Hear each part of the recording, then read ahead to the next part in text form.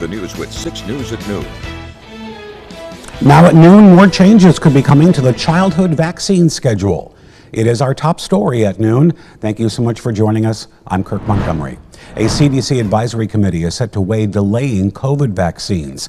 The expected vote one day after the committee changed its recommendation for the MMRV vaccine. Jared Hill is here for you now with the very latest on the vaccine controversy.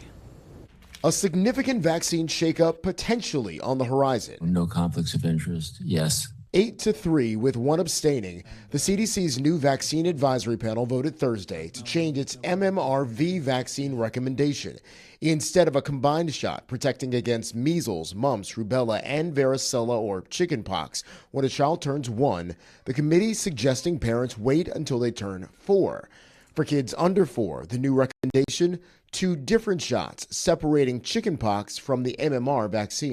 Removing unnecessary risk and harms whenever possible. The panel, brought on by Health and Human Services Secretary Robert F. Kennedy Jr., a longtime vaccine critic. This committee is illegitimate. The American Academy of Pediatrics pushed back, offering its own immunization schedule instead. Vaccine supporters point to examples like the measles shot. After it was introduced in 1963, cases plummeted 97%. Much of the data is considered pretty settled. Dr. Jody Guest is the senior vice chair of the Department of Epidemiology at Emory University. There's not new evidence out there that we have been following that would show that you would want to change the guidance. Today, the advisory panel is set to look into more changes, taking up COVID-19 shots.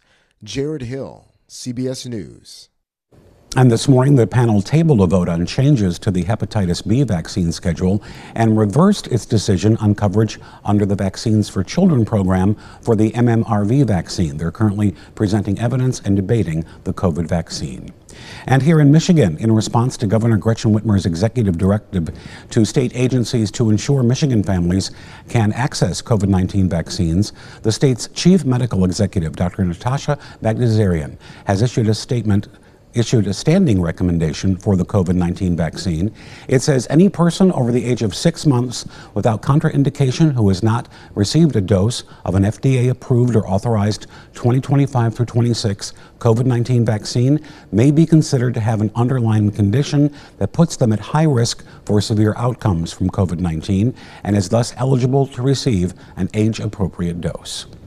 The House has passed a short-term spending bill to extend government funding for 7 weeks and avoid a partial government shutdown on October 1st. But prospects for the bill look dimmer in the Senate. The bill would generally continue existing funding levels through November 21st. Democratic leaders are adamantly opposed and are threatening a government shutdown if Republicans don't let them have a say on the measure. The Senate is expected to take up the House-passed bill later today, as well as a Democratic proposal, but neither is expected to advance. The next steps are highly uncertain, so be sure to stay with 6 News for the latest on the effort to avoid a government shutdown. We move now to the state capitol, where Michigan House Democrats introduce a new legislative package that aims to overhaul the state's landlord-tenant laws. Supporters of the 17 bill package, called the Tenants' Bill of Rights, say it would protect renters and update housing laws that are more than 50 years old. The package includes bills that would update renter application and screening processes by concealing eviction records and stopping landlords from solely using bad credit scores to deny someone a place. The legislation would also make it more difficult for landlords to charge tenants with unnecessary fees. House Democrats say this package expands on renters' rights bills that failed to pass last term when they controlled the House of Representatives. It now moves to the Committee on Regulatory Reform. From Storm Tracker 6, this is Weather First, sponsored by Auto Owners Insurance. Simple human sense. Parts of the lower peninsula yesterday picked up on some pretty decent rainfall totals. We had a couple of isolated showers and thunderstorms make their way through the state. Areas to our north and off to our east over near Port Huron and Metro Detroit picked up as much as ½ an inch to 1.5 inches of precipitation. However, you'll notice that here in mid-Michigan, we kind of missed out on yesterday's rainfall. There is good news, though, in the forecast. We have several chances for rain that will be moving in over the weekend. Again, really good news in case your lawn needs it. And it does look like like our rainfall totals will be really impressive, anywhere between 1 to 2 inches of rain possible across mid-Michigan over the course of the next 5 days. We're still smooth sailing for today, and most of our Saturday will also feature dry conditions. It won't be until late Saturday night into early Sunday morning that we start to develop a couple of scattered showers and thunderstorms across the region. Notice we're holding on to that chance for rain even as we move into Monday and Tuesday of next week. The system that's going to be responsible for this precipitation is still developing off to our west. It's an incredibly slow-moving system. Until it actually moves in, we'll still hold on to dry and mostly sunny conditions as we go throughout the rest of our Friday.